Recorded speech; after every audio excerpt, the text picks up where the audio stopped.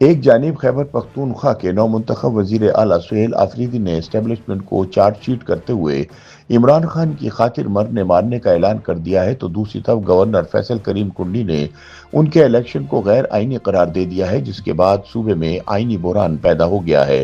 یاد رہے کہ اسپیکر خیبر پختونخوا اسمبلی نے گورنر فیصل کریم کنڈی کی جانب سے علی امین گنڈاپور کا استعفیٰ مسترد کیے جانے کے باوجود اسمبلی کا اجلاس بلا لیا تھا۔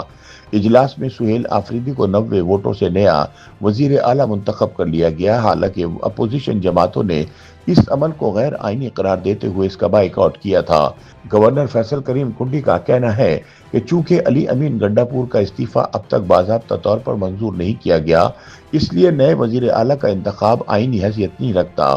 انہوں نے کہا کہ جب تک علی امین گنڈاپور کا استعفیٰ منظور نہیں کیا جاتا، نیا وزیر اعلیٰ منتخب نہیں ہو سکتا، اس لیے سہیل آفریدی کا انتخاب غیر آئینی ہے۔ یاد رہے کہ گورنر نے علی امین گنڈاپور کو 15 اکتوبر کو گورنر ہاؤس بلایا تاکہ استعفے کی ذاتی طور پر تصدیق کی جا سکے۔ ان کا کہنا تھا کہ انہیں موصول شدہ دونوں استعفوں پر دستخط مختلف نظر آئے، جس کی بنا پر منظوری سے پہلے ذاتی تصدیق کا عمل ضروری ہے۔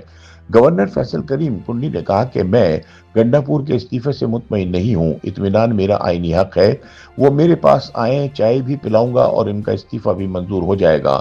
تاہم اس کے برعکس اسپیکر خیبر پختونخوا اسمبلی بابر سلیم سواتی نے رولنگ دیتے ہوئے کہا کہ آئین کسی کی خواہش پر نہیں چلتا۔ علی امین گنڈاپور نے اسمبلی فلور پر استعفے کی تصدیق کی ہے اور قائد ایوان کا انتخاب آئین اور قانون کے مطابق مکمل ہوا ہے۔ اسپیکر کے مطابق اسمبلی کی کارروائی اور قائد ایوان کے انتخاب کا سارا عمل آئینی ہے اور گورنر کا موقف ایوان کی خود مختاری میں مداخلت کے مترادف ہے۔ یاد رہے کہ علی امین گنڈاپور نے 8 اکتوبر کو عمران خان کی ہدایت پر استعفیٰ دے دیا تھا۔ گورنر نے استعفے کو دستخطوں میں فرق کا حوالہ دے کر واپس بھیج دیا اور علی امین کو 15 اکتوبر کو ذاتی تصدیق کے لیے طلب کر لیا، لیکن پی ٹی آئی نے اس کے باوجود نئے وزیر اعلیٰ کے انتخاب کا عمل مکمل کیا ہے۔ ادھر نو منتخب وزیر اعلیٰ سہیل آفریدی نے خیبر پختونخوا اسمبلی سے اپنے پہلے خطاب میں فوجی اسٹیبلشمنٹ کے خلاف اعلان جنگ کرتے ہوئے کہا کہ وہ صوبے میں فوجی آپریشن کی اجازت نہیں دیں گے۔ انہوں نے فوجی ترجمان کی پشاور میں پچھلے دنوں ہونے والی پریس کانفرنس کا حوالہ دیتے ہوئے کہا کہ فوجی ترجمان کو سیاسی پریس کانفرنس کرنے کی اجازت کس نے دی؟ آفریدی نے کہا کہ وہ کسی جنگ میں نہیں بلکہ عمران خان کے عشق میں قربان ہوں گے۔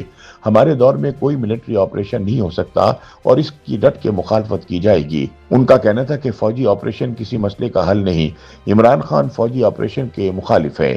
ان کا کہنا تھا کہ ایسے فیصلے بند کمروں کی بجائے مشاورت سے ہونے چاہیے۔ انہوں نے افغان پالیسی پر نظر ثانی کی ضرورت پر زور دیتے ہوئے کہا کہ عمران خان کے دور میں افغانستان سے کوئی تنازع نہیں رہا، لیکن اب افغانوں کو 40 سال بعد دھکے دے کر نکالا جا رہا ہے۔